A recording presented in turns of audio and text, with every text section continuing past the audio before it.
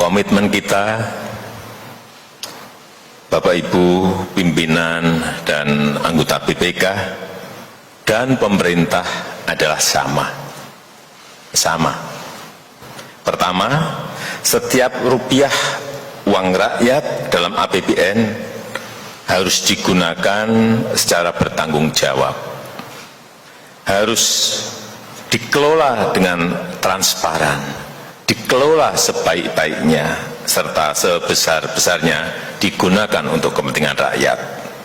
Yang kedua, tata kelolanya harus baik, manajemennya harus baik, sasarannya harus tepat,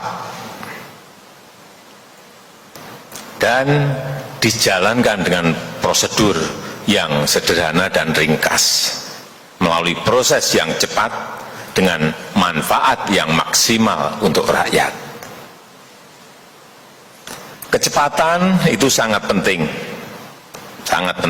apalagi di era krisis kesehatan dan krisis ekonomi sekarang ini.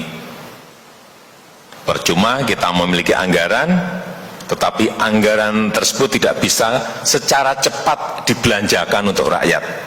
Pada rakyat menunggu, pada rakyat membutuhkan, pada saat perekonomian juga sangat membutuhkan.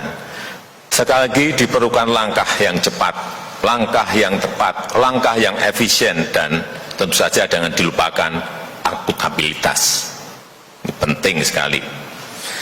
Apalagi di tahun 2020 ini dalam suasana krisis kesehatan dan krisis perekonomian, banyak langkah extraordinary yang harus dilakukan pemerintah. Extraordinary yang dilakukan untuk kepentingan rakyat, untuk kepentingan bangsa dan negara. Pemerintah telah mengalokasikan dana sebesar 695,2 triliun rupiah untuk percepatan penanganan COVID. Untuk pemulihan ekonomi nasional, ini jumlah yang sangat besar sekali, 695,2 triliun rupiah. Untuk itu, saya mengajak seluruh kementerian dan lembaga untuk berani menjalankan program secara cepat, tapi juga tepat, tapi juga harus akuntabel. Dan saya mengharapkan dukungan, mengharapkan bantuan dari BPK agar penanganan krisis ini berjalan dengan baik tanpa ada masalah di kemudian hari. Saya juga telah perintahkan kepada seluruh aparat pengawasan intern pemerintah, APIP, BPKP, LKPP, harus mampu menjadi bagian dari solusi percepatan. Dan kepada aparat penegak hukum, kejaksaan, kepolisian, dan juga KPK, aspek pencegahan harus lebih dikedepankan. Memperkuat tata kelola yang baik, yang transparan dan akuntabel. Bapak Ibu, Ketua, Pimpinan, dan anggota BPK, serta hadirin yang saya hormati, alhamdulillah selama 4 tahun berturut-turut sejak 2016 sampai 2019, pemerintah pusat dapat mempertahankan opini WTP wajar tanpa pengecualian dari BPK. Jumlah entitas pemeriksaan yang mendapatkan predikat WTP juga meningkat dari 82 entitas di tahun 2018 menjadi 85 di tahun 2019. Saya minta kepada seluruh menteri dan kepala lembaga untuk menjadikan hasil pemeriksaan BPK ini sebagai parameter perbaikan, sebagai parameter reform, dan sebagai parameter perubahan dalam pengelolaan anggaran negara. Pada kementerian dan lembaga yang sudah mendapatkan opini WTP, pertahankan, tapi juga tetap melakukan reform.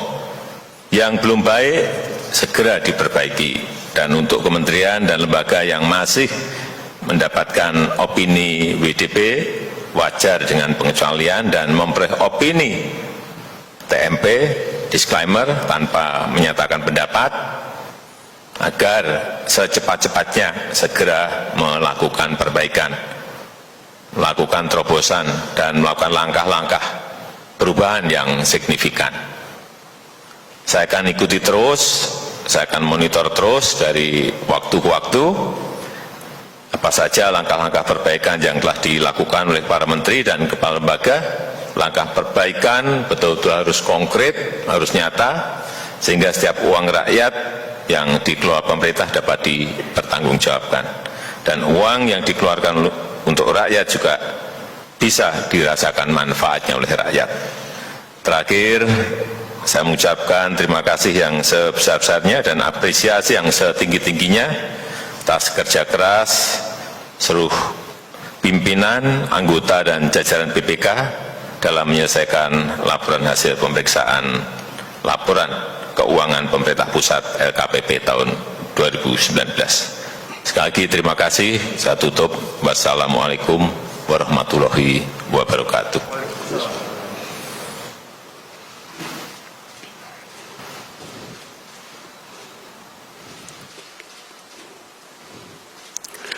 Bapak Ibu hadirin undangan yang berbahagia, demikianlah seluruh rangkaian acara pada siang hari ini. Selanjutnya Presiden Republik Indonesia dan Wakil Presiden Republik Indonesia berkenan meninggalkan tempat acara video conference. Hadirin dimohon berdiri.